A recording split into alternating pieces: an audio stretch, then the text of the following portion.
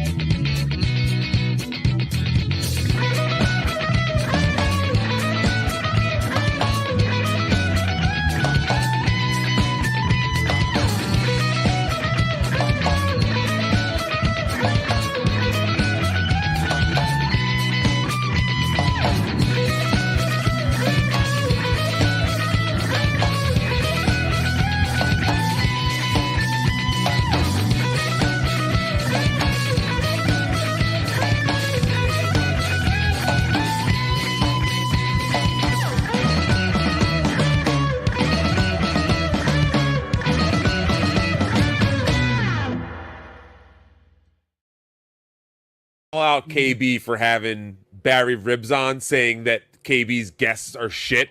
First of all, the Barry Ribs then he has episode, a potato on. Yeah, no, then he has Chrissy Mayer on.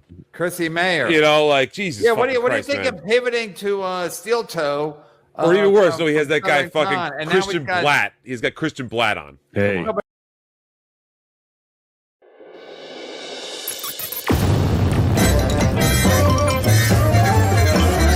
You're listening. Yeah, like all the time I'm listening.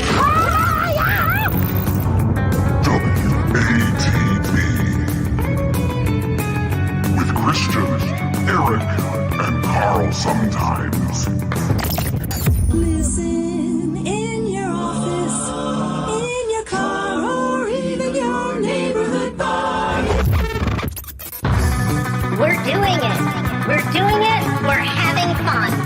We're making it happen. It's fun time. Open your mouth, close your eyes. We're going to give you a big surprise. And here it is. Yes, indeed. Welcome to Who Are These Broadcasters? As always, I am Christian Bladt, and he is the great Eric Zane. Eric Zane, welcome to the show. Thank you for being here as always. Thank you for having me as always. How are you? I'm doing great. It's October here in Southern California, which means it's inching down to 95 degrees. So Okay, good deal. yeah, Good deal. yeah. So Hey, so I need a cardigan while I do the show. Something just happened. Okay. My dog's locked in the bathroom and is barking like crazy. Okay. Can you tell them how the super chats work? And I'll be right You back. know, I guess that I'll try to okay? figure out how to make it work. I'll see if I can do it. I thought that he was going to have us cut to a live cam of his dog there trapped in the bathroom. And of course, six-string man with a great skull. So here's how super chats work on this program. What we're looking for is your money. And the highest dollar amount will be my sign off at the end of the show. There's a lot of things you can do with that. There's a lot of things that have successfully been done with the sign off before. Try and get me in trouble with as many people as possible. I know there's words that that YouTube won't let you put in. Be creative. See if you can figure it out. And to Wired Christian, of course, making sure to keep us honest. We do have to talk about the goal. Right now, we have $0 towards our $350 goal for today. But you know what? The night show, the nighttime, who are these broadcasters that we do? Those guys crushed it. So you want to make sure to make them look bad. Dwyer Christian wants to know if you can pet that dog. I assume he means your actual dog, and that's not. I refer to my dog, my taint, as my dog. Well, and we all know I love to show that on the show. Interestingly enough, Six String Man says, "Thank God Eric still has his clothes on." So obviously, the memories are not short here at the great Who Are These Broadcasters. And I want to make sure that everybody knows that Eric will be with WATP at the Magic Bag. Tickets are sold out, but as Carl always points out, you can see if somebody's trying to unload theirs. Maybe they're on StubHub. I don't know. I haven't looked. But... And if you're, and at the back of the building, that's where we smoke Newports. So, if you don't have tickets, bring your own smokes. And we can smoke back. I'm not going to block you to come in, but I mean, we've smoked packs after packs and packs of Newports back behind the Magic Bag. Right, exactly. All right. So you're saying there's going to be no shortage of Newports at the Magic Bag. Is that the takeaway there? That's exactly right. That is exactly right. All right. Well, I'm excited for you to be there and for everyone to be able to check it out. We've got a fun show, a big show today. Let's start big with some national news. WATB, who are these national news? Who are these national newscasters?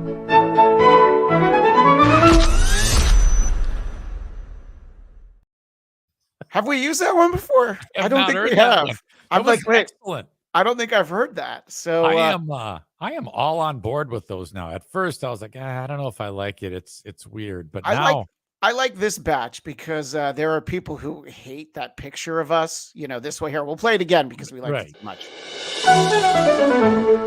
WATB, who are these national news? Who are these national newscasters?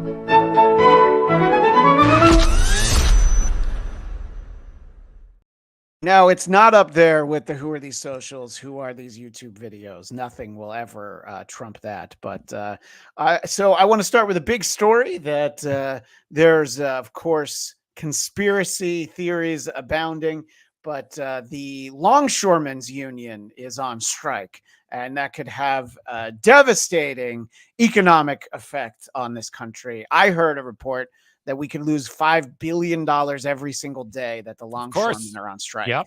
So I think that there are people who don't like when someone has leverage and then they use it. Dick Masterson was pointing it out. He's actually how I saw this clip from Harold Daggett, president of the Longshoremen's Union. And unfortunately, I couldn't find an unbleeped version of this. That this strike is going to hurt the everyday American, the farmers that need to reach the export market. They're telling me that they're going to hurt through all of this. Now you start to realize who the longshoremen are, right? Goddamn right. People never gave a about us until now, when they finally realized that the chain is being broke now. Cars won't come in. Food won't come in. Clothing won't come in. You know how many people depend on our jobs? Half the world.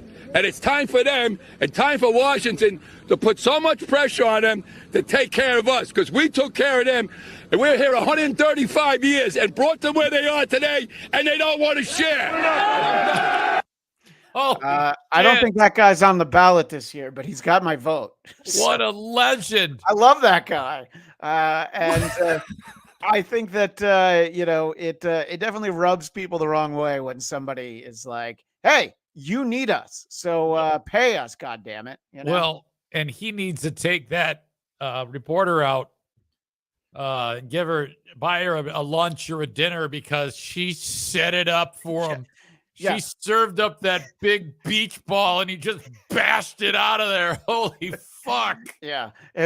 Yeah, but what about the farmers? They say they need, the farmers, honey. You want to hear about the farmers? I'll tell you about the fucking farmers. Yeah, I love that guy. Anybody sees any more clips of him, hopefully the strike doesn't go on for too long and they make a ton of money. But if it does, we'll check in with him every single week. I love that guy. I love that son of a bitch. He needs a podcast. I don't even know what a fucking longshoreman does, but pay those motherfuckers. They work at the docks. You know, I think I only know because Artie Lang did that before he was a comedian. One of his many jobs. I've heard tales of it. Okay. So another big story over the last week was Hurricane Helene. And I've boiled our coverage here on WATP, specifically WATB, excuse me. We're not on the big show. WATB to this one instance where meteorologist Bob Van Dillen for Fox News realized that perhaps doing his live shot was not the most important thing. It's actually very reminiscent of a clip we played a couple weeks ago where a woman was stuck in a sinkhole on a bridge, and the reporter realized, should I do something? So let's see what Bob Van Dillen does. Working to save lives. Hey, Bob, can you hear us?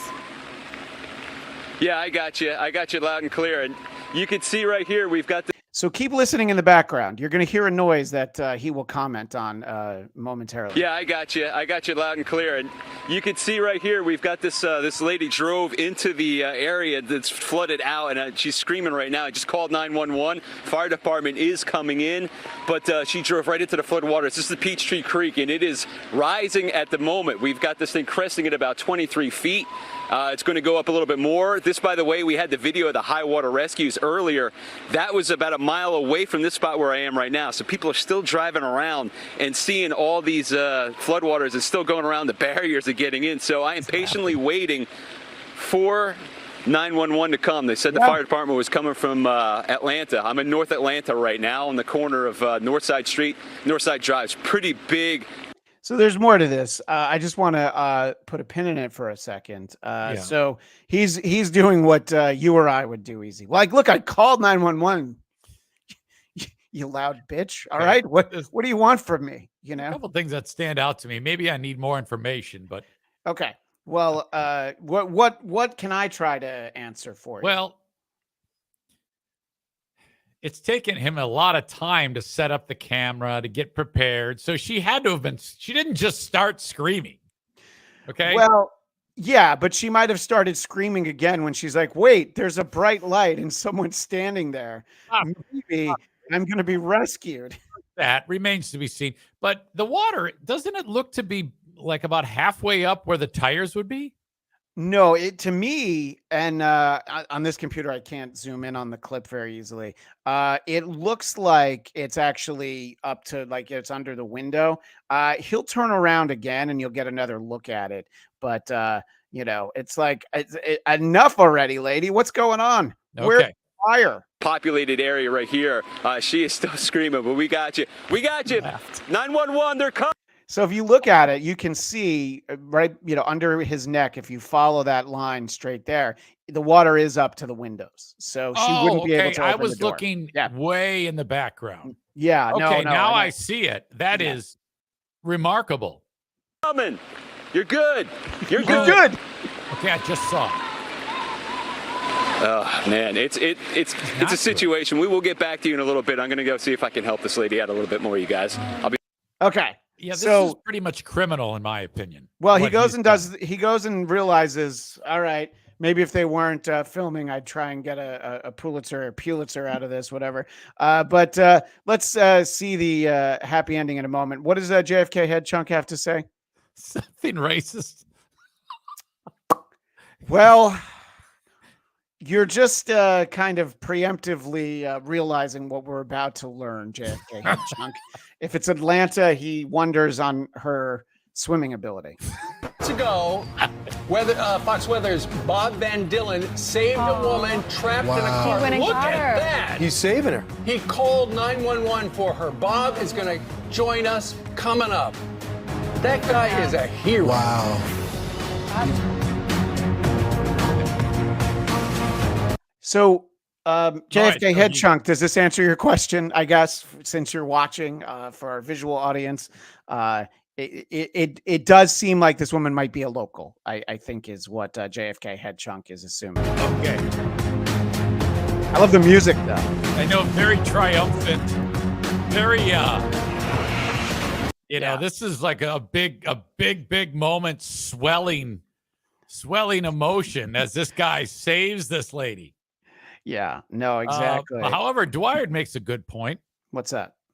He's walking in the water. She could have walked out. I think she would have had trouble getting out of her car. Maybe she rolled down the window. We didn't see all that. The son of a bitch didn't film the actual rescue. So, you know, we're left with a lot of questions. Dr. Scotty Jones here, hold my cocaine. And I think it was JT on the Discord who pointed out that the thing to do with this story is to actually look at the comments on the YouTube video. CNN will say he saved her from mostly peaceful, drizzling rain. I'm sure CNN will try to take credit for this somehow. While Anderson Cooper looks for a puddle to sit in, CNN right-wing meteorologist strong-arm black woman from enjoying hurricane. She, nice work. This is what you do as a man, heck, as a human. So that one was a nice one, but I like the other ones. I like the mean ones there. So anyway, so all's well that ends well. Bo Beerington, she's just being lazy. Why am I reading all of these? I don't How know. come Eric Zane doesn't read a single one of these? Jesus Christ.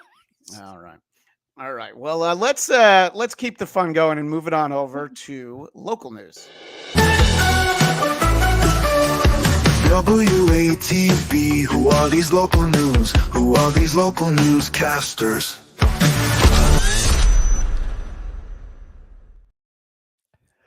So, as anybody who's ever visited Florida knows, they do pretty much everything differently there. And interestingly, in this local news story, we learned that even road rage is a little different in Florida. So we'll take our time and work ourselves through this. Paul Slane, a 63-year-old suspect who faces a long list of charges for threatening a couple with a firearm in a road rage incident in Port St. Lucie. According to the police, it happened on Tuesday afternoon. Suspect in a... Okay, so what we're seeing for our audio audience is this guy walks to the car and he's holding a gun, and the police officer does his best to explain it, but I think I'm slightly more photogenic. And they had cut the guy off, so he followed them. According to Port St. Lucie police, the victims passed the vehicle, but the suspect followed them into a gated community and stopped in front of them, getting out of the car. Tim!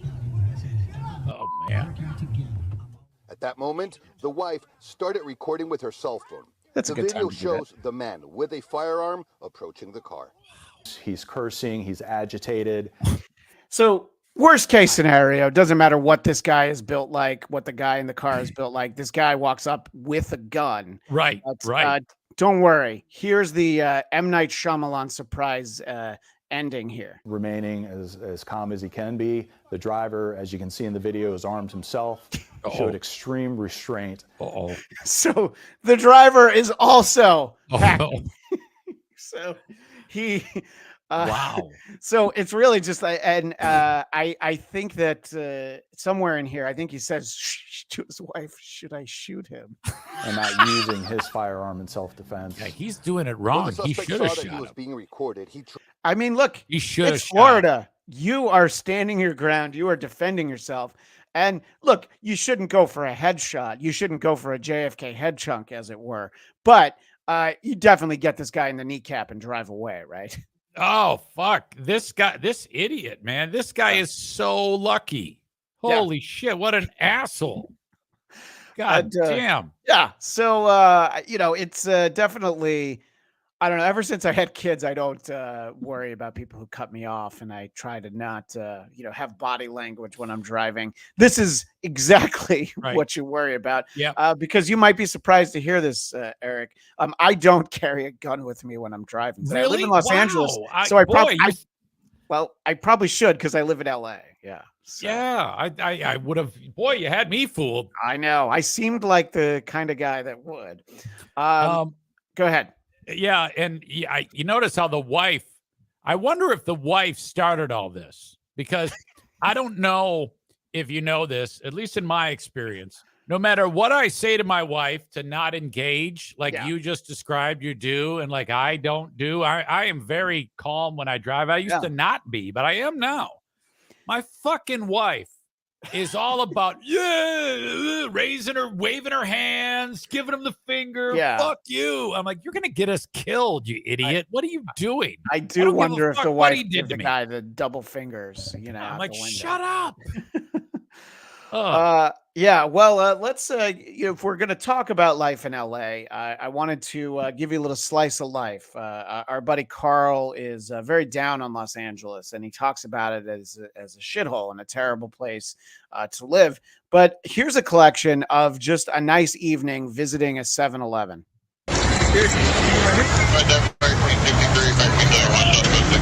Watch as dozens of teens casually ride into the 7-Eleven parking lot before ditching their bikes and swarming the store. Moments later, running out with armfuls of loot. Look at this. Just destroyed. This video from the Citizen app shows the immediate aftermath. Food and drinks covering the floor. Display cases toppled. Look at the mess they left behind. Yeah. Bunch of savages in this town. I don't know. It's kids being kids. Didn't you do this with your buddies? Ride your bikes to the local convenience store and trash the store and loot it? We did do that. We absolutely did that. Yeah. I don't see any problem with this. I'm a little disappointed. Some of them were getting water. Did you see the water display all fucked up? No, you got to go for the Milwaukee's best. I was just going to say, not a single one of these kids took a beer. Oh. I mean, just a tall boy. Like, don't grab a case, but just grab yourself a tall boy. We would always steal beer. We never had to worry about getting somebody to buy beer for us because we just go fucking take it. So, kids being kids. I love that they're organized. I wish I lived there to see it all. Yeah, well, I'll let you know if I ever need to post anything on the Citizen app. Also, a place where you have to keep an eye out for the citizenry is Washington, D.C. This is a very non-political clip, but let's see what happened in the early evening hours of at the backyard of a woman's residence. And Bo Beardington said they went straight to the Fago. So I don't even know what that means. They must be insane clown posse. They must be juggalos. That's a Midwest thing. Yeah, they look like juggalos. Yeah. Dinner time, just after 5:30 Friday, when a man with an apparent lunchbox crept into Catherine Baker's driveway, lodged a cucumber in her SUV's grill, checked to see if the coast was clear, and began performing a lewd act. I want I want my neighbors to know and keep an eye out for this person. I want parents to be mindful. There's a lot of kids. They're high school students. They walk by themselves to and from school. The alley where this happened is a stone's throw from Dunbar High School. Just children walking around. You just have neighborhood kids, elementary school, middle school, and high school. Right. So it's just a kid-friendly neighborhood. So in a different neighborhood, this would be okay, is what I think she's trying to say. But I'm just telling you, if I was a kid, you know how much hilarity we would get if we're walking to school and we see a guy jamming a cucumber up his ass? Yeah. I mean, think about that. That's fantastic if you're a kid. You can't wait to tell everybody at school what you saw. Yeah, I mean, personally, I would toss him a bottle of Silk City hot sauce to enjoy on his cucumber. But let's hear a little bit more about the incident. Definitely want to get him out of the way. The police report then details what's also quite clear in the video. The suspect chose to keep going, this time in plain view, and even appearing to notice the camera, recording the whole thing before putting the vegetable back in the lunchbox and walking away. He's having it for later. Yeah, I mean, you might need it, and obviously, if you're him, you're definitely going to want to do the smell test on that a little bit later. Oh, my that's why you God, want to bring it home. And I want them to say, and here he is at the grocery store putting the cucumber back. So the local newscast cut off the video, and I decided that because it's not too graphic, I thought we could see a little bit more of just how much time he spends.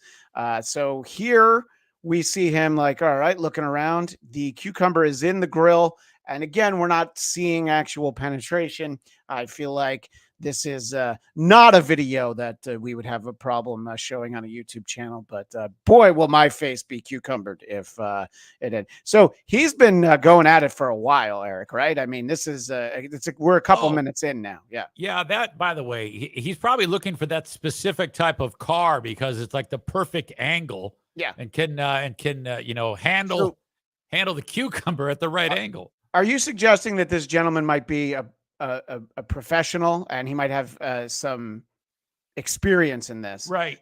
And then for our audio audience, he has to stop because he hears a car coming. And apparently he's not coming. So he's like, all right, I'm just going to stand up, smoke a cigarette with my pants at my ankles and a cucumber. And that car's like, man, I want no part of this. Right. That guy knows something's up. And that's why he left after that. Holy shit. Yeah, I know enough about Washington, D.C. that in that neighborhood, there's always something up, and you don't ever make eye contact. You never engage.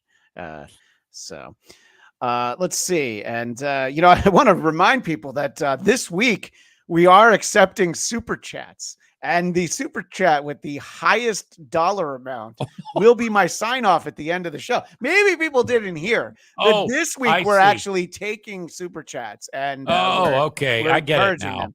But I'll put up a few poor chats from Wrench Dune. Hola, Christian, I need that ass. Well, there is a cucumber hanging out of it, so please be careful. Here for the taint, nice and easy, says Catherine.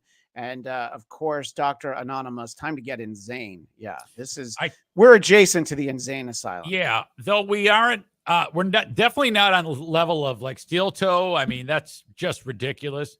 But we would like to make at least $5 each by the time it's all said and done. Yeah. It works out every month to about $3 an hour. Yeah. But I mean, that would be awesome. I mean, if holy shit. By the way, I have a question for you. At the start, you played that clip of that guy. Stevie Lou. Is that who that is? That's Stevie Lou. Yeah. Is he so he's like a podcaster or YouTuber or something? I mean, he thinks he is. Yeah. Okay. And he doesn't like you at all. No, he doesn't, because I pointed out that he stinks. But he's far from the worst of John Melendez's former co-hosts. And I couldn't help but notice the how bright red Kevin's face is. Does he stare in the sun, or is he sick? I mean, I think if he goes outside at all, his that's face a high flushed. blood pressure indicator right there. Yeah, he's gonna pop. He looks like the fucking chick on Willy Wonka. Well, I did message the potato after that appearance and thank him for just agreeing that I stink instead of implying that I'm gay, which is certainly what he did when Carl came up. I do want to circle back to our cucumber story though, because Dang Lizard said, and here he is selling cucumber water at the local farmers market. So, This will be relevant a little later in the show. Dr. Scotty Jones says, one of Diddy's boys. You might not be wrong. KB is the first living hot dog person. And JFK Headchunk says, Kevin is a wind-burned idiot. And KON says, in the words of Jim Norton, I hate him and he stinks. Yeah, all these things are true. Kelly Riddle, who is very hot and cold on this show, usually cold saying that I'll super chat when Carl actually shows up. He's been here once. He's been twice. Twice. Well, he used to be on a lot more, but There's we have no talked. way. I'm telling you, it was twice. Well, I don't know. It was a few times, and I don't usually ask. I don't want to bother him, but I don't want him here. No, because we're going to do on. an episode where we do the super tips, and I want him to enjoy the super tips with us. What are I don't even know what that is. Well, that's all right. It's when we get to it, I'll show you. Dwyer Christian is at Who Are These Podcasts? We know you're here. But you have to look for him as Carl Heberger in the chat when he's actually here. Does him being in the chat mean he's here? Yeah, or on the show, his face. No, they want to see his face. And look, I've been in a room with Carl a few times. I would like to see his face as well. Bo Beardington with a $3.99 super sticker. That's going to be really hard to do as a sign off, but I don't know. I think you cowards can't go $4.01. I'm sure about that. And our buddy Kyle says Carl isn't here. He's busy prepping for his show to be 10 minutes late. Yeah, we are doing the show on a Wednesday, and I know he's hip deep in WATP prep. Anyway, there's a reason why we're doing this show on Wednesday, and it's so that we can get to what some people are calling the main event. So let's veer over to politics. Who are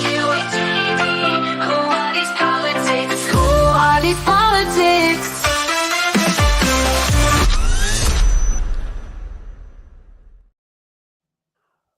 So last night it was the vice presidential debate, and we had our buddy Low Energy Vance. And yes, that is Ohio Senator J.D. Vance with Minnesota Governor Tampon Tim Walz. That was the vice presidential debate held in New York, hosted by CBS and moderated by Nora O'Donnell and Margaret Brennan. Wait, two girls? Were all the men out drinking and watching the baseball playoffs? I don't know. All the men at CBS News were busy. Is that what they're trying to have us believe? Well, you can have man, woman. You can have woman, woman. You can't have men, men. No, I mean, there's a few people in our chat who disagree with that, but yeah, I know what you're saying. Absolutely. Yeah. So I think that there were some big Tim Walz moments. Now, did you watch the whole debate, EZ, or did you just look for clips like most people? Yeah, I just look for clips. Yeah, no, I think that that was the way to do. Yeah, I don't want to sit through that. I'd rather just formulate my opinion when shit just comes across my feed. Yeah, and I think that the lack of Trump makes a 90-minute debate far less watchable. And we'll go through it, and we've got some opinions, I'm sure. And I think that as we start looking at Tim Walz, I think we're going to start with a moment that is only able to be described as unfortunate. I've become friends with school shooters. Going to go ahead and run that back. I've become friends with school shooters. Yeah. So in the context, I know what he was saying, and I think even people who hate him know what he was saying. He's talking about families who have, lost someone in a school shooting. That's what he's trying to say. But you know what he did say? I've become friends with school shooters. So he said the exact opposite of what he intended to say. So when he said that, was there like 5 seconds of follow-up where he went, oh, fuck, no, that's not what I meant? No. He just keep going. He plowed through it. That's why I don't have any more. I just have that. And, I'm going to keep that one on the board because, you never know when you'll have it. But we can have sort of the yin to the yang for that. For people who do like Tim Walz, this is some of that folksy Minnesota charm that Cardiff Electric tries to bring. I will be the first to tell you, I have poured my heart into my community. I've tried to do the best I can, but I've not been perfect. And I'm a knucklehead at times. He's a knucklehead. Oh, when was the last time you heard a politician call him a knucklehead? Oh, shucks. Come on. Somebody's got to fuss up his hair. He doesn't have any hair, so I don't know. I mean, Jesus. I'm just kind of a nitwit. I'm I'm a dope. I am dumb. I believe it was on our Discord. Our buddy Reverend Shitstain was comparing him to Droopy Dog from the old cartoons. You know, he's just sort of got that. Hello. I am Tim Walz. I'm just a knucklehead who knew. Well, Tim Walz is a state politician. He's the governor of Minnesota, and I think in Minnesota, you don't always maybe need to have your bullshit down pat, because here, when he's pressed about misremembering having been in China during the Tiananmen Square student protests, well, he did not have his bullshit down. The bullshit was not down pat here. Just to follow up on that, the question was, can you explain the discrepancy? All I said on this was I got there that summer and misspoke on this. So I will just, that's what I've said. So I was in Hong Kong and China during the democracy protests went in. And from that, I learned a lot of what needed to be in governance. Thanks. So, Margaret, what else? What else? What do you want to talk about? Anything else? Can we move on? Are we good? You notice he paused after that first salvo of words, and they're just looking at him blinking, and they're like, yeah, you're going to have to do a little better than that. So, probably one of the most incredible, if anyone's ever seen actual footage that's leaked of what happened during that horrible event, Tiananmen Square. You can never say, oh, well, no, I just happened to be in the vicinity at about the same time.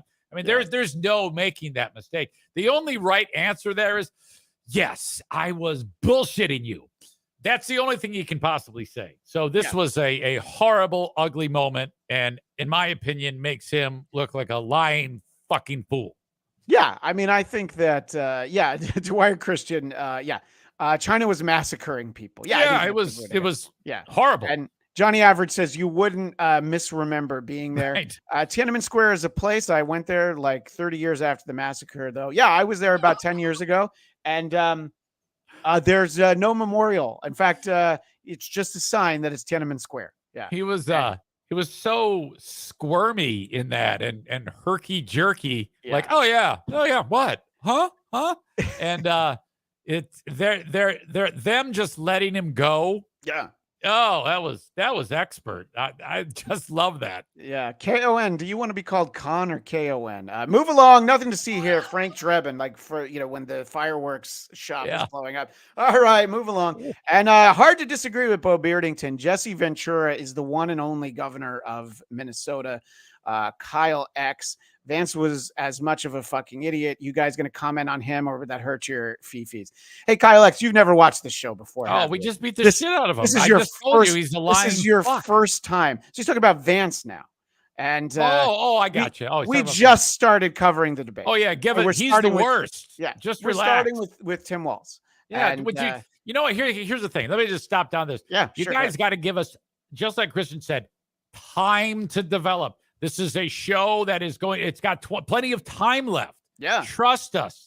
Everybody's going to get it. So shut the fuck up. Yeah. And one thing this show doesn't do is stand up for JD Vance. Although I'll have a hot take in a little bit, but I need to bring this up from the great Dang Lizard. As far as I know, Minnesota is the capital of headbutting your wife, Coke, and SpaghettiOs. I mean, only doing Coke like maybe 3 times, and only headbutting your wife when she deserves it. I don't know what that all means. Well, Minnesota is the home of the goal. That is where Steel Toe lives. Yes. So those are all Steel Toe comments. That's right. This is a take that goes along with that. Vance is a brand of idiot. Yeah, I mean, there are definitely brands of idiots. We'll get into it. I mean, Sam Bibley, I hate this guy, but I think this is a made up controversy. No, it's not a big deal.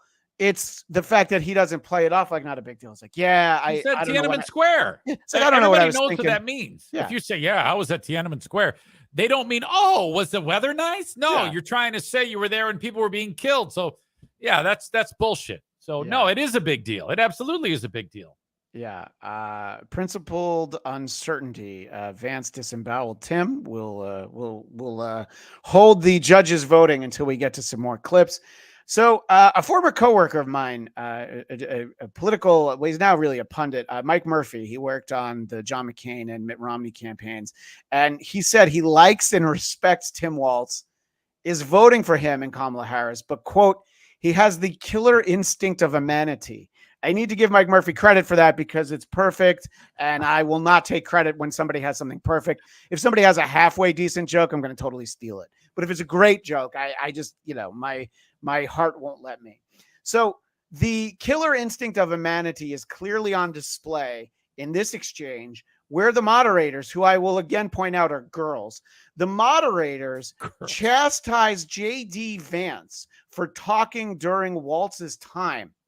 But see how Tim Walz handles J.D. Vance being chastised. Saying that toddlers shouldn't Senator, wear the masks. governor does have the floor. Fire in a crowded theater. So J.D. Vance apologizes for the fact that J.D. No. Tim Walz apologizes. Tim Walz apologizes because J.D. Vance is talking during his time. And he's like, oh, I'm sorry. For saying that toddlers shouldn't Senator, wear the masks. governor does have the floor. Fire in a crowded theater. The governor does have the floor. Ooh, sorry. He's fucking nervous. That's why he did that. He thought he was getting that. He thought she was giving him the business.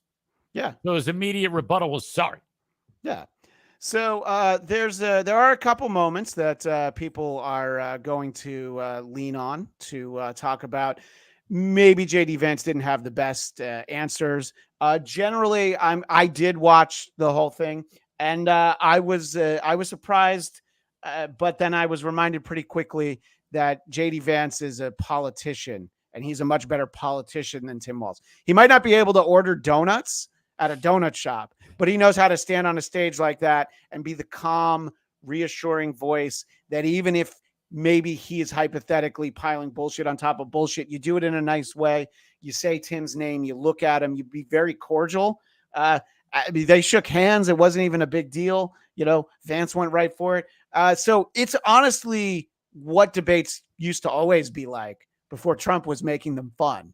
It was largely boring, but we did have a couple of Tim Walz moments. And let's see how J.D. Vance addresses the problem of school shootings. Kids to go to school in a school that feels unsafe or where there are visible signs of security. But I unfortunately think that we have to increase security in our schools. We have to make the doors lock better. We have to make the doors stronger. We've got to make the windows.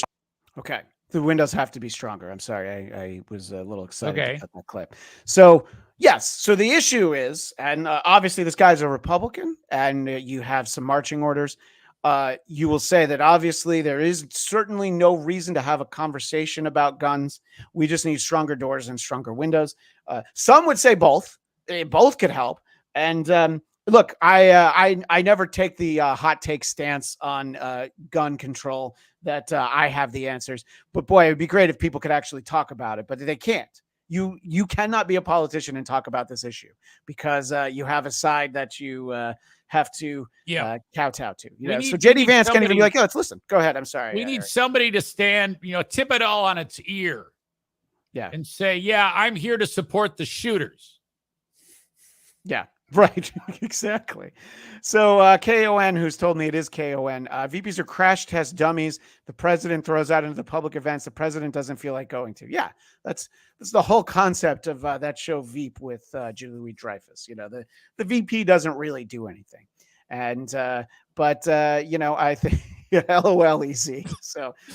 So Carl definitely chimed in with that one. So yeah, I would love it if someone said, you know what? I'm sick and tired of everybody turning on these guys who are doing a hell of a job massacring these children. What about their feelings too? Yeah, we should definitely. Yeah, weaker doors. But why? But why did you shoot the school? What happened before you went into the school with a gun? Let's start at that part of your day. You probably all deserved it. I think this is a great way to point out which kids were assholes to that shooter. Clearly, they deserved it. Fuckhead. So obviously, that is a moment, but the moment that the left can feel like they can hang their hat on is, again, I'm talking about JD Vance. He has his marching orders. You have the bullet points you have to hit. But if you are on the ticket with Donald Trump, there is certainly one statement you're not going to make. Threat to our democracy in a way that we had not seen. So they're talking about January 6th, which is always a very popular topic on this show. This was a threat to our democracy in a way that we had not seen. And it manifested itself because of Donald Trump's inability to say. He is still saying he didn't lose the election. I would just ask that. Did he lose the 2020 election? Tim, I'm focused on the future. Did Kamala Harris censor Americans from speaking their mind in the wake of the 2020 COVID situation? That is a damning non-answer. It's a damning non-answer for you to not talk about censorship. Yeah. Oh my yeah. God. So this is really what the issue is. Wow. And obviously, if you're on Trump's ticket, you do have to ixnay on the oozing lay in enti-tway. You don't talk about that, all right? No. Even though we lost by a whisker. I've heard him say, he said it this past week, it's just a whisker. Every once in a while, he says that he lost. But obviously, JD Vance had a strong performance, mostly in Trump's eyes because he didn't say anything other than what he wants to hear about that. Now, there's one moment that to me is the fundamental moment that I enjoyed this more than anything else in the debate. This is such a great moment. EZ also sent this to me to make sure that I had seen it. And here's the definition of when girls just don't want to let the boys have any fun. Governor, and just to clarify for our viewers, Springfield, Ohio does have a large number of Haitian migrants who have legal status, temporary protected status. Margaret, but thank you, Senator. We have so much to get to. Margaret, I think it's important because we're going to turn out of the economy. Thank Margaret, you. the rules were that you guys weren't going to fact check. And okay, so that's the first pause. Okay. The rules were that you weren't going to fact check, and we're supposed to both be able to come up here and lie about the things that we both lie on. And it's just not fair that you're pointing out about the migrants being legal. Fuck you. Since you're fact checking me, I think it's important to say what's actually going on. So there's an application called the CBP One app where you can go on as an illegal migrant, apply for asylum or apply for parole, and be granted legal status at the wave of a Kamala Harris open border wand. That is not a person coming in, applying for a green card and waiting for 10 years. That is the facilitation of illegal immigration, Margaret, by our own leadership. Thank you, Senator, for describing the legal process. We have so much to get to, Senator. Those laws have been on the books since 1990. Thank you, gentlemen. The CBP One app has not been on the books since 1990. Oh, they muted him. Gentlemen, the audience can't hear you because your mics are cut. We have so much we want to get to. Thank you for explaining the legal process. Yeah, thank you for explaining the legal process. Okay. Yeah. So if I may, yes, first you of all, certainly may.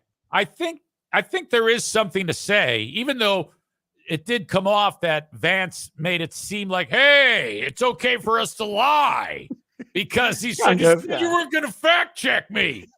I mean, essentially, that's what people are going to read into it that way, at least to some degree, about, hey, if you said you were going to fact check us, I can say whatever the fuck I want, you know?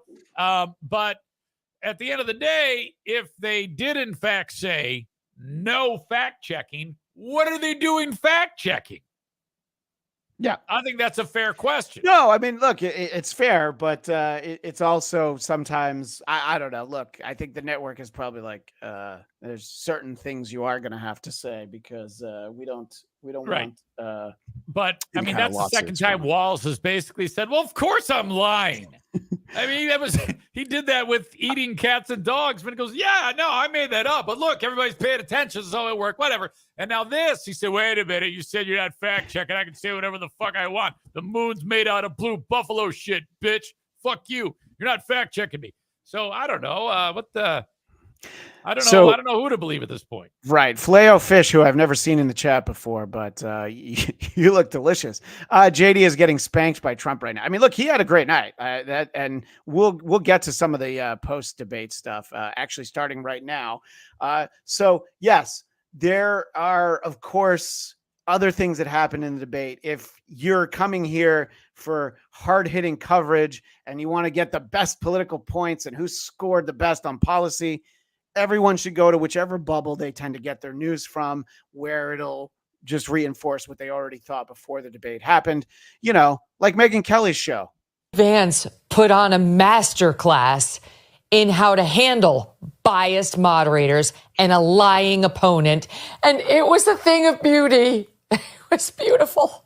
It was like every Republican or Republican voter or person who in this case is rooting for Trump knows exactly what I am feeling right now, which is just, thank God. It just listening to a guy go out there and know how to raise the right points in response to the right questions, to not take the moderator's bullshit. So there's a couple things here. Dwight Christian says Megyn Kelly looks like Jimmy Carter wheeled out for the photo shoot. I think that she looks a little bit better than Jimmy Carter does. First of all, congratulations. He made it to 100 yesterday, by the way. He did. She looks fantastic. He's fucking high. I don't know what the fuck he's looking at. She's beautiful. And I love her in this setting. Okay, this is a wonderful place for her to be. Do I agree with on any of her nuttiness? Of course not. She's a psychopath. But I love that she's able to do it this way, that she's able to talk about what she wants and you know. This is a great home for her. If she still had that stupid NBC morning show, we would have never played a clip of her on this show. This is where she should be. And look, every day is arm day when you're Megyn Kelly, as it seems like. Look at her. She's like 75 years old. She looks that good. She is old as shit. She might be older than me. King of all Diff says Zane sits down to pee. I don't think there's anything wrong with that. Yeah, and Dwight Christian says that she looks like Jim Norton's wife. I don't think that's a very nice thing to say, but Jim Norton's wife seems like that's a very good compliment for Jimmy's wife. Yeah, Jimmy's wife is beautiful. I agree. So I was talking about how JD Vance was very polite during the debate. You know, even that moment where they did turn off his microphone, he handled it really well. But somebody who's not having the niceties that night after the debate was over is, of course, one Megyn Kelly. Moderators are gross. Margaret Brennan, not only do you desperately need some bronzer, you need to understand how to moderate a fair debate when you have half the country who's rooting for the other guy. She didn't even attempt to be fair. I mean, I'm going to utter words I never thought I would utter. I preferred Norah O'Donnell. Oh my God. This Margaret Brennan, she used to have a reputation as being kind of like reasonable. Like she flirted with the Catholic right, the Christian right. And when you get on issues of faith, she could be kind of like normal. Okay. No. Not She's anymore, been in the soup too long. She's gone totally native over there at CBS News. Okay. So she's got very strong feelings. And I do love that no matter how much success you have in your chosen vocation, at the end of the day, girls are still mean girls. And she's like, not only did you need some bronzer, by the way, you paused it right on the face that a chick makes before a guy jizzes right on her face. That's the face you see. That's the face that everybody's thinking of. Well, we'll do a quick detour for something that's usually at the end of the show, because if we do want to have a master class on debate moderating, we have to pop over to our great moment in broadcast history. BTB, who are these broadcast history? Who are these broadcast history? Devil's Joint, the great JJ with $2. Harrison Walz took notes and hardly paid attention. I know JJ's texting me, but I can't. I can barely look at this screen. So JJ's a good man. I'll never forget him for playing Hurt. Yeah, that's right. Did he play Hurt? And then the next week you showed us your taint. That's how you thanked him. Oh, no, you just don't remind me. You figured like, JJ wants a little something. All right. So as we said, if you want a master class on how to moderate a debate, we only have to look back about 9 years. You've called women you don't like fat pigs. dogs, slobs, and disgusting animals. Your Twitter account Only Rosie several- O'Donnell.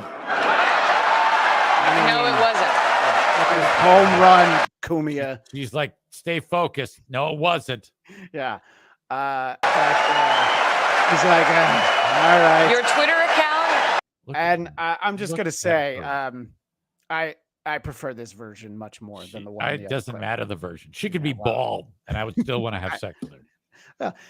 I don't know how many facelifts have there been between this one and the clip we just saw. I don't know. How many injections into the crow's feet have there been? That's a good doctor. I'm saying I have never seen her look bad ever. Well, that's true. I agree with that. Yeah. And just for fun's sake, because we don't really have a lot of time for Trump today, but we can trot out this greatest hit.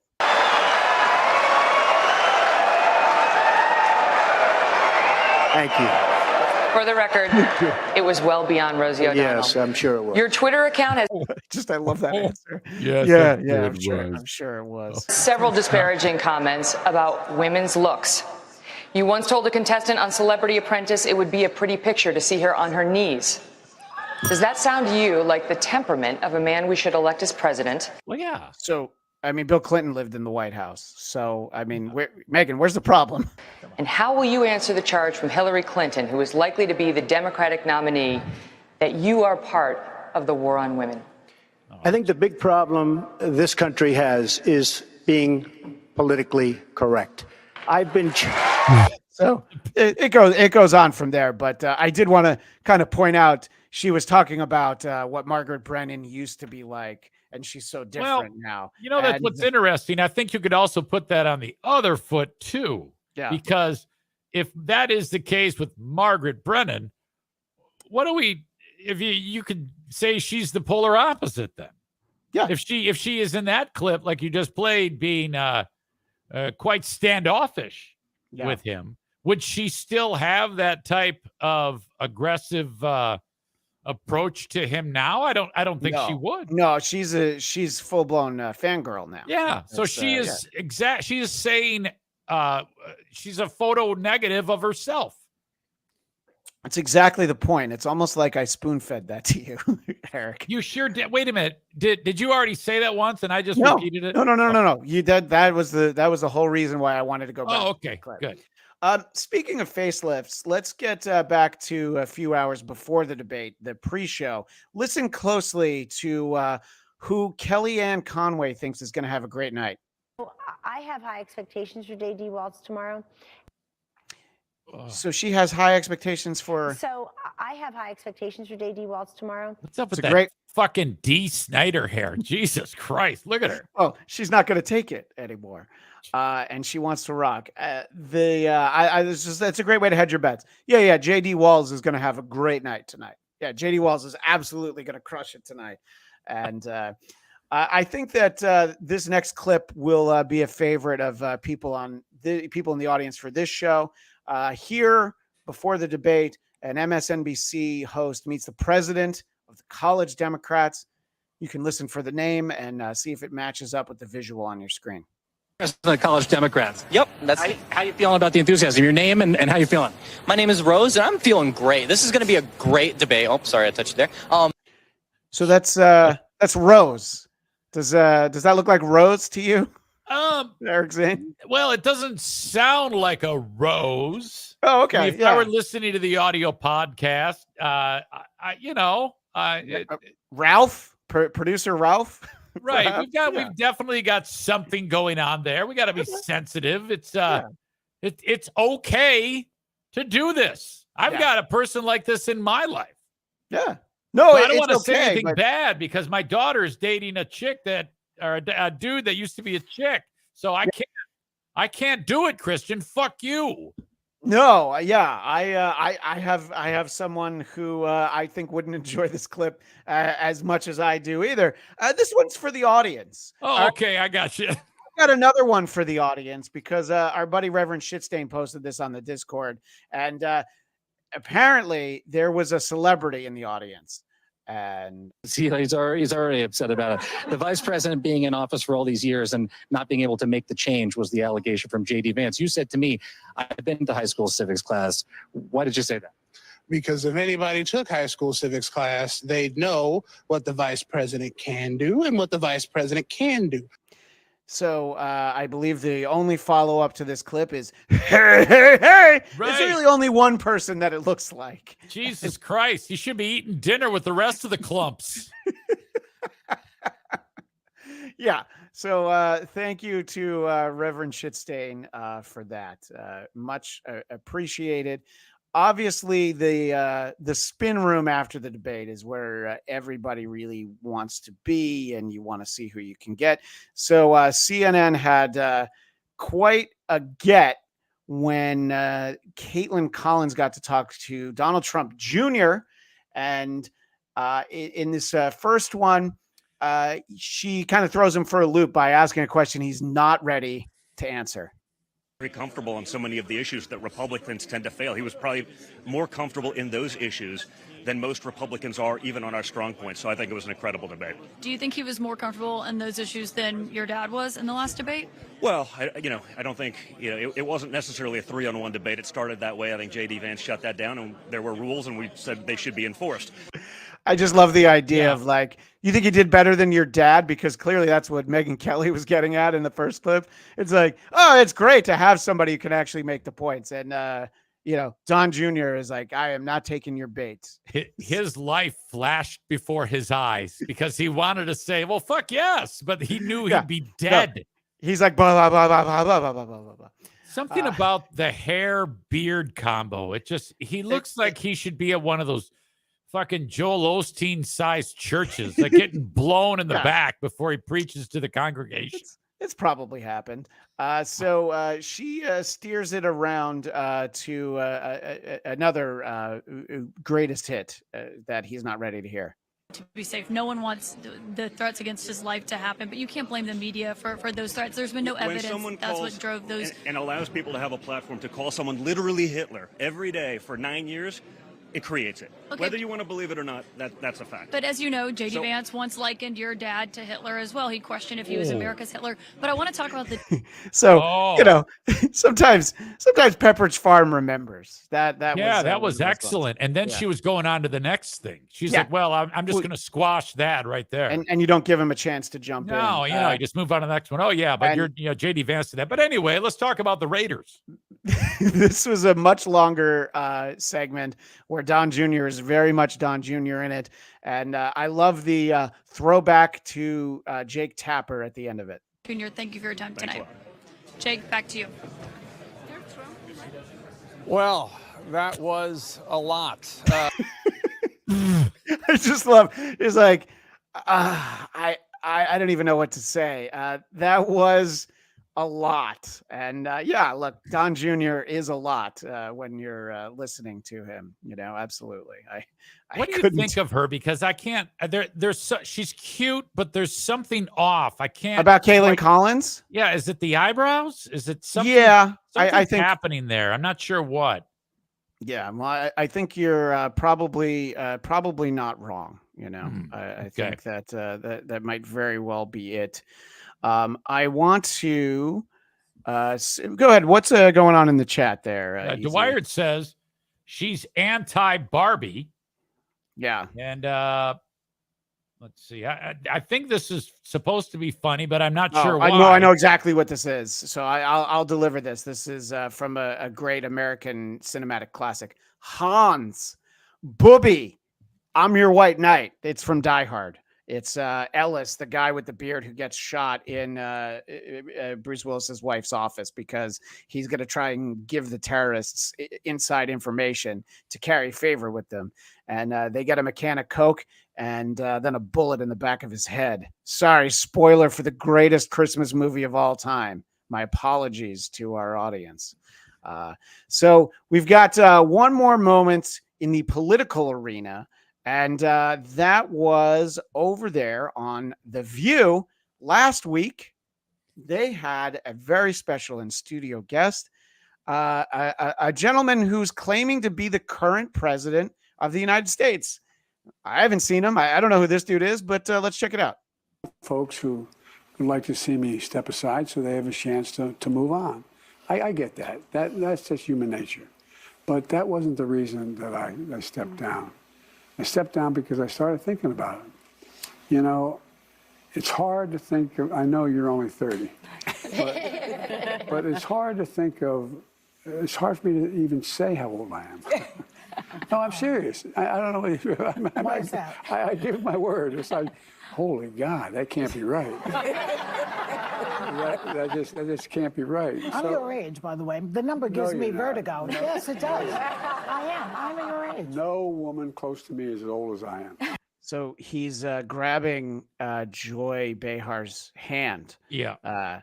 And we don't know where her other hand is, but I have a sneaking suspicion that she's trying to perhaps under the desk happy end the president. Okay.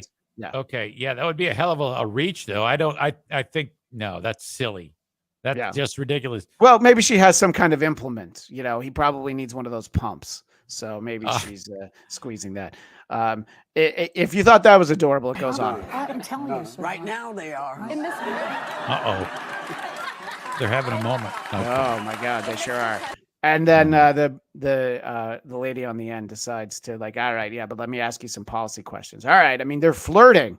He's flirting with all these ladies. Let's watch this. He would have smelled someone's hair if you didn't try to get back to the issues. So I have to admit being disappointed in that moment right there. So I have one more clip from Biden on The View, which it's an interesting take. Post-assassination attempts, but let's give it a listen. You were going to probably do 4 years and then try to figure out where to go with Kamala. Then he just wouldn't go. He was like a bug. He just kept being there. He was like a bug right there. So you felt... So they compare Donald Trump to a bug, and Biden responds to... smacking the bug on the desk. Oh God. So, yeah. So okay. Yeah, you know, fun I don't know. I mean, it's all just, to me, anything like that, like that nonsense right fucking there is and it's a lot of nonsense. Yes. It's as bad as anything you could ever see on the other side. You know, people get folks on the right doing their fucking shows get shit all the time. That's just as bad. That's fucking horrible. What that is. Yeah, and you know, I mean, I think that it's actually worse than Laura Loomer eating dog food, which we saw last week. All right, we're gonna stay on talk shows for a moment because there was a big one last week that I think a lot of people missed. WATB, who are these talk shows? Who are these talk shows?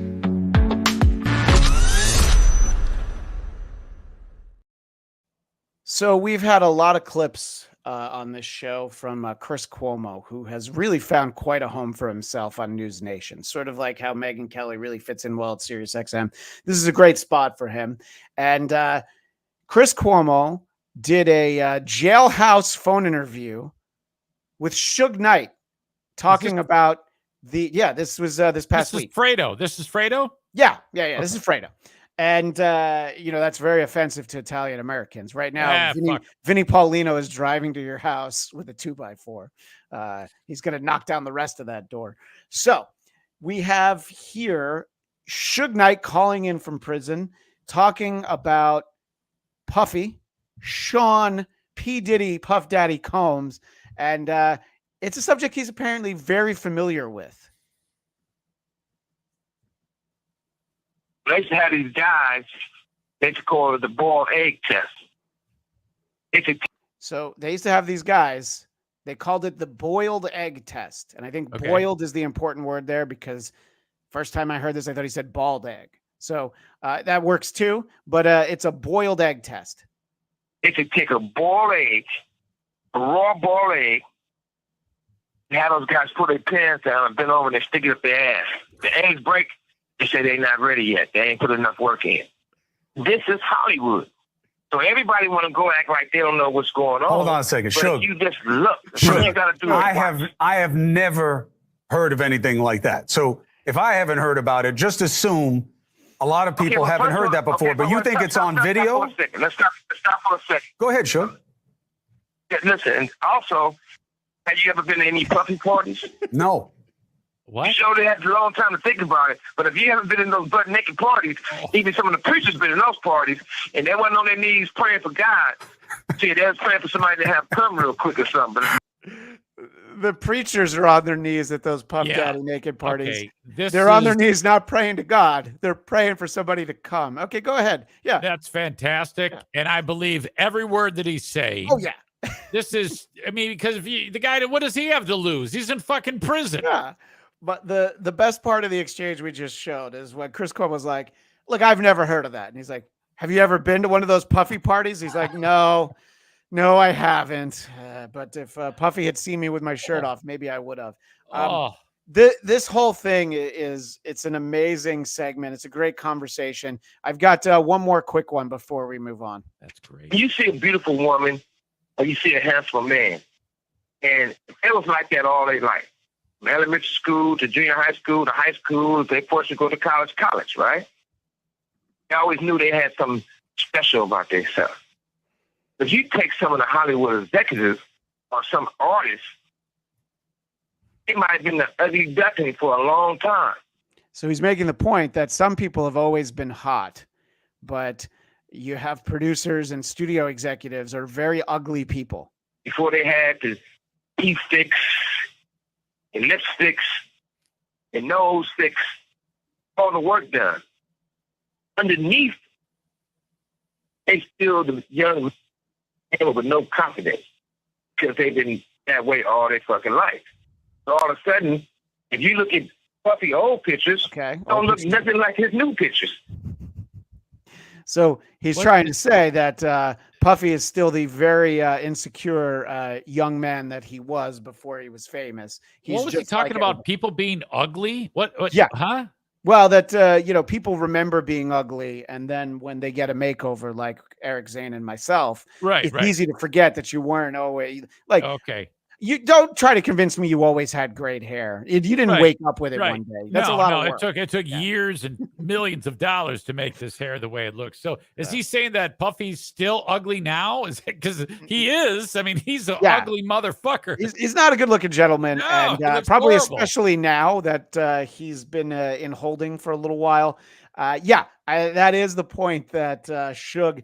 And look, I never knew that I would get the chance to pull clips from a Suge Knight jailhouse interview. And it's fun because the recording comes on all the time that this is Jam Flow Man. I'm glad Christian is here to translate like the old lady speaking jive in Airplane, which of course is the great Barbara Billingsley mom from Leave It to Beaver. Excuse me, stewardess. I speak jive. What was it? Okay. So yeah. I just mistakenly hit that. No. All right. Fucking great. So I love that. I'm not going to promise that I won't play more clips from Suge Knight talking to Chris Cuomo on a future episode. But for now, we got to move it over to Sportscasters. Home of the hourly triple play. WATP, who are these sportscasters? Just listen and find out who are these sportscasters.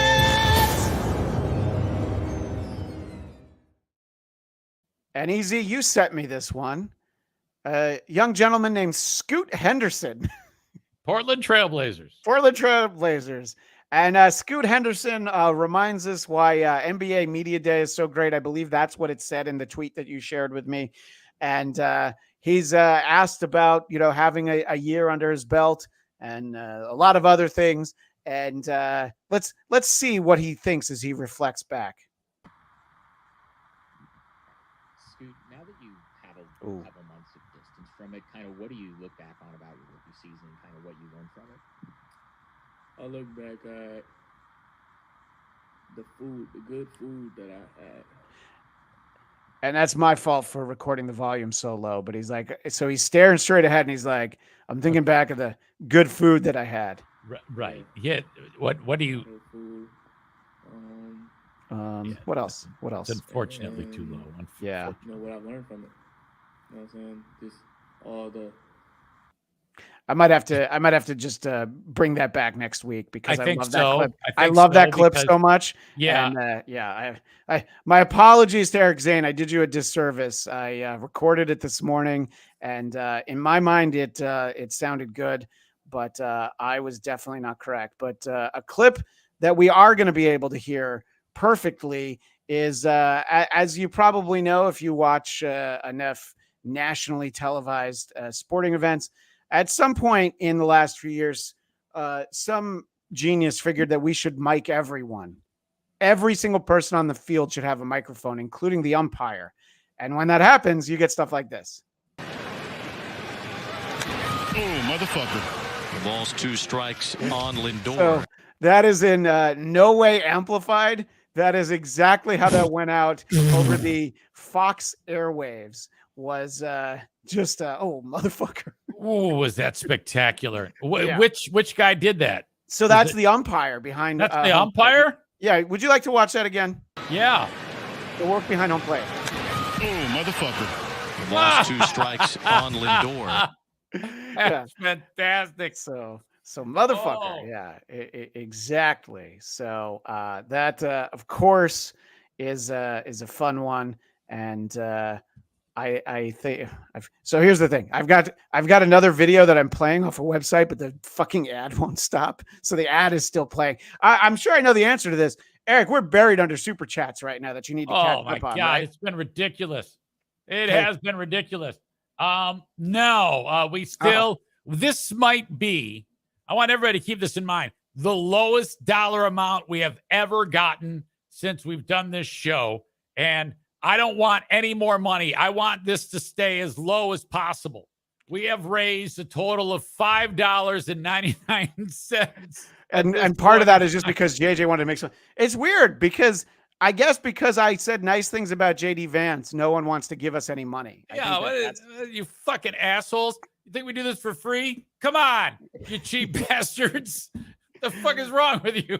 Well, I want to give my buddy Easy a chance to talk about his hometown Detroit Tigers. I have a great clip here from the clincher making the playoffs as one of the wild card teams. And I did know this before you mentioned it, but why don't you talk about what their playoff odds were? I think it was back on like August 2nd. August 11th, they had Okay. a 2% chance of making the playoffs. Okay. And then in the next month and some odd days, it went on this ridiculous tear. And I didn't even give a shit about these guys. I didn't even know who played on the goddamn team, but I am a bandwagon jumper. So I'm like, all right, let's go. And then Minnesota fucking ate shit. Oh, and that boy, means did that they these ever. fuckers get in. Yes. And 3 teams made it from the AL Central because right at the center of the AL Central is officially the worst team in baseball history, the Chicago White Sox, who did lose 121 games this year. So all of a sudden you have like 10 games that are, but you're basically spotted 10 games. Right. So this is a local reporter in Detroit, Rachel Homeyer, I guess is how you say her name. So she is in the locker room. And there's a lot of footage, a lot of F-bombs and stuff, but I think that this is the best moment. And let me know if you're hearing it when it starts. Okay, so they're spraying the champagne. And Rachel, Underestimated guy in this room. and she asks one of the players who's the most underestimated guy. He gets doused in champagne and beer.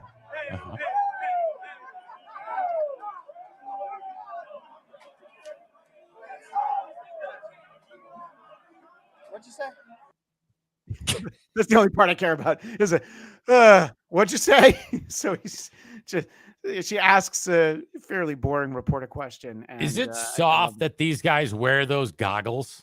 So it used to be considered that, but I think the one that I remember is Jake Peavy from the Padres injured himself on one of these celebrations. He did? And missed the playoffs because he injured himself in one of these celebrations.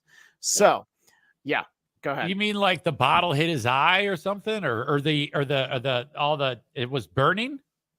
No, I mean, I think that it wasn't in his eye, but I think that they became much more careful about all of it, after that Fucking happened. stupid. Come on now. Well, that's fair. Yeah. So a team that missed the playoffs, and you're going to have to indulge me after this in a moment, but the Arizona Diamondbacks, despite having a healthy lead on the wild card about a month ago, they really shit the bed down the stretch. And if you're a if you're a team owner of any kind, when you're disappointed in your team, it's always smart to go full George Steinbrenner by specifically calling out one player being the reason you didn't make the playoffs. This is Diamondbacks owner Jordan Montgomery and Erod. This is Diamondbacks owner Ken Kendrick on the phone on a sports show in Phoenix. Burns and Gambo. Signing Jordan Montgomery and Erod. I'll stick with Montgomery because Erod was hurt for a lot of the year and we didn't get to see him in a full season. But Jordan Montgomery was $25 million, and he pitched to an ERA well over 6 and got demoted to the bullpen. How disappointed are you in that signing? Let me say it the best way I can say it. If anyone wants to blame anyone for Jordan Montgomery being a Diamondback, you're talking to the guy that should be blamed. Because I brought it to their attention. I pushed for it. They agreed to it. It wasn't in our game plan. When he was signed right at the end of spring training. And looking back in hindsight, a horrible decision to have invested that money in a guy that performed as poorly as he did. It's our biggest mistake this season from a talent standpoint. And I'm the perpetrator of that. Okay. So it's his fault. It is and awesome. I wouldn't expect most people to know this, but Jordan Montgomery has a player option for next year for $22.5 million. So he's going to take that option. And I would assume after that, they're going to have to trade him somewhere. So they're going to not only pay him $22 million, he's going to go pitch for someone else and probably pitch really well. So that's awesome. I love that. What? I'm happy he said that bold honesty. Yeah. That's the world needs more of that, in my opinion. And then I don't know how Dude is gonna take that, but who gives a shit? Because he's got 22 million reasons to say I don't give a shit what you say. Yeah, you literally say whatever you want. Yeah, if you watch any of those Yankees documentaries, all the money that guys like Dave Winfield made is like, you tell me whatever you want. I'm still getting paid. It's fine. Just trade me anyway. All right. So that's part of the playoff picture. And I'm just going to say this next part will end after these 3 clips. But this is very self-indulgent for me because I think that these clips are great. And it is someone we featured on the show before. So on Monday, the Mets and Braves played a makeup doubleheader. The 2 games that were rained out because of Hurricane Helene. And the playoffs were on the line. If the Mets and Braves each won a game, each team would go on to the playoffs. Yes. Now, if one of these teams won both, the Diamondbacks would have been in because all 3 ended with the same record. The Diamondbacks did not make it. But the first game in this doubleheader is literally the best regular season baseball game, possibly best regular season sporting event I've ever seen. Mets are down through 7 innings. And then there's a back and forth. And I could bore you and show you clips with play-by-play from the different broadcasters, or I can share these clips with you from Christopher Mad Dog Russo, who was doing his sports show live on the air. This is not the play-by-play. This is just Mad Dog reacting to what he sees on the screen. Okay. All right. So the Mets had already tied it up. It had been 3-0 into the top of the 8th. And through a series of just poor managing and poor performance by the Braves bullpen, this next thing happens. Play in San Diego, and the Mets are playing Milwaukee. And did he just hit a home run? Is that Jesse? That is Nimmo. And he just hit the ball out of the ballpark in the upper deck and right. And the Mets now have a 6-3 lead. A 6-1 outburst in the top of the 8th inning against Snellbaugh, Jimenez, and Iglesias. And the Mets. Quick pause in there. The pitcher he's talking about, his last name is Iglesias. But Christopher Russo being Christopher Russo, that guy's name is Iglesias. And Iglesias, and the Mets now are in excellent shape to win this game. And now everybody in Arizona has become a Met fan for the rest of the day. Oh, my goodness. Lots to do. Good to have you aboard. Snicker out to get Iglesias out of the game, which is a smart move because he might need him now in a game 2. Drama down south. We continue. Mad Dog Unleashed. This guy knows how to talk it up right into a break, by the way. He's been doing radio for a while. He's like, lots to do. Stick around. Right. You saying all those things that you hear all the goddamn time. He is so hated and loved at the same time. Yeah, it's remarkable. I actually like him. I grew up with him on the radio, him and Mike Francesa. I love him, but I understand 100% why people don't. But he's never really been much of a Mets fan. So now we go to our second clip, which is the bottom of the 8th. And Edward Albee is batting for the Atlanta Braves. Game. Here's a 3-1 from Diaz. And there's a ball in the left field and pretty well hit. And it's off the wall. It gets by the left fielder. 1 run will score. 2 runs will score. And there's Atlanta Braves score another run. A 3-run double off the wall in left field by our good buddy Albies. And Atlanta leads 7-6 in an absolute classic now down in Atlanta.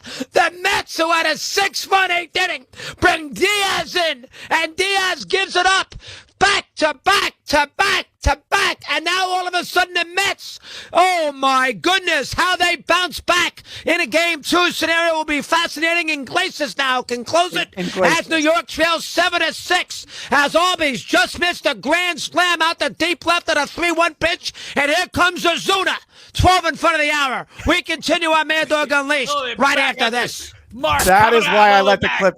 That's why I let the clip go as long. 12 in front of the hour. We'll be right back. 12 in front of the hour. 48 in front of the hour. 40-12. Oh, my God. We've got time checks. Weather reports. You can, you'll relate to this. There was a radio executive who once said, you can never say the time and temperature too often in an hour. That's a firm belief. Is you can never say too often, even though the lecture, same lecture, I was given double time checks. If you say the time, you must say it twice in a different way. I was like, yeah, well, it's 12:21, 21 minutes after the hour right here on WATB. Back right after this. All right. So our final clip for the show, because remember, we already did our great moments of broadcast history. As Mad Dog told us, the bottom of the 8th, the Mets are now down 7-6. And by the way, the play that he said only happened because the Mets closer didn't cover first base and it extended the inning. It's a very Metsy thing. I don't want to get too in the weeds, but all of us are like, oh yeah, of course, this is how it's going to happen. All right. So then in the top of the 9th, with a chance to close the door on the Mets, Francisco Lindor comes to the plate. Opportunity against the Braves, back of the bullpen. Now he hits a fly ball that's pretty well hit the deep right center, and this ball is out of here. Lindor has just golfed one out, and the Mets lead 8-7. A 2-run homer by Lindor, and New York has the advantage. Oh my goodness, what a baseball game! As Lindor hit a ball out the right center, looked like a fly ball at first, but the ball carried and carried and carried. Harris scaled the wall and it left it, and New York now leads 8-7, and Diaz gets a second life in the bottom of the 9th. Oh my goodness! To me, Mrs. Calling, I could listen to him do play-by-play of watching his dog take a shit. Yeah, no, I don't disagree with that at all. He very much could do that. And so it was crazy. The back and forth, the lead changes the importance of the game. And then the Braves won the second game. So Arizona went home, and Jordan Montgomery's going to make a lot of money. Yeah. So there's the happy ending in there. And, your Tigers very surprisingly beat the Astros yesterday, even though, Detroit has a great starter in Skubal. But we're going to stop with the baseball talk now. We're going to let everybody go. Hey, you know what? This show, all world. I mean, think about all of the ground we covered today. And you know what we didn't have to talk about?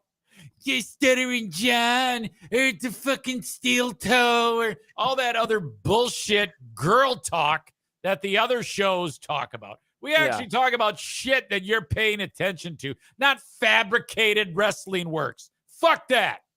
That's right. And congratulations and thank you to Filet-O-Fish, who became a YouTube member. You can go to whoarethese.com to get the phone number. And please leave us a voicemail. We were getting them for a while there, and it's really fallen off. And here's the thing. I want voicemails for this show so badly. I'm going to lift the ban. You're allowed to call and say bad things about me. You don't have to only shit on EZ. You can say that you don't like me, Stevie Lou. It's fine. You're more than welcome to call in and say that you guy, don't like right? That's the Yeah, guy that's with Stevie Lou. he's the dude with the narrow head. Yeah. I mean, it's almost like you're begging me to show it again. Is that what's happening here? I love that clip. There's so many things to talk about in that clip. The health of these disgusting KB individuals. for having Barry Ribs on, saying that KB's guests are shit. So, and that's the legend in the bottom right. But I mean, KB, I mean, it's like he walked in front of his computer directly from the surface of the sun. Yeah. You know, he's still steaming when he sits down. Well, it's bad when the potato's head looks more like a human than that guy. Look at that guy's head. Where are our ladies in the chat? Where's Nicola or KJ? Look, if you have to fuck one of these men, which one is it? It's going to be the potato, don't you think? Right. Yeah. And who's the Bosnian rapist? What's that guy's deal? That's the legend. But I'll make sure to send a clip of you calling him the Bosnian rapist. Anyway, Stevie Lou doesn't like me. He likes me even less than Chrissy Mayer. We showed this for people who tune in early. I like to drop a couple clips in before the show starts proper.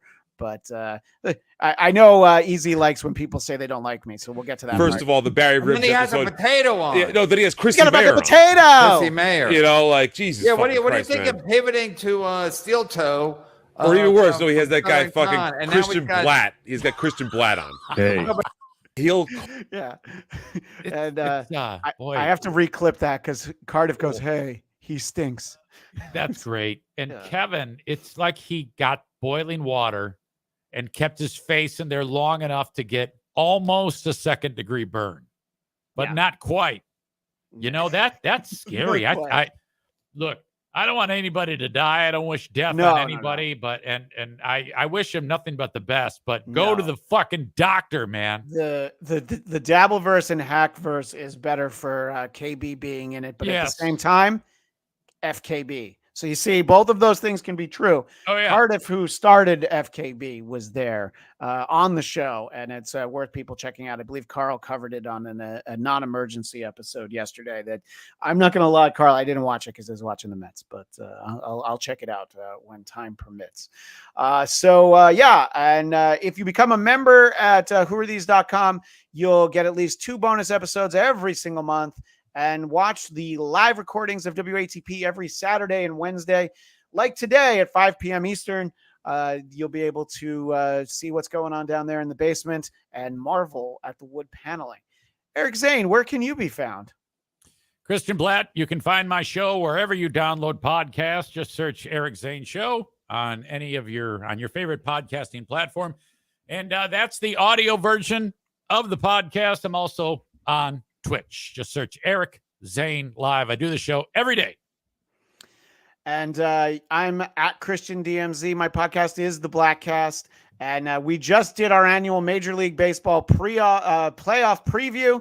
And it featured 5 Mets fans, and not a single one of us picked them to advance in the playoffs. So that'll tell you everything about living life the way we did.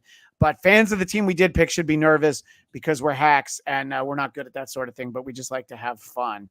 Coming in at the last minute, the great JFK Head Chunk. JFK Head Chunk, we can always count on you to make it so that let me do the quick math.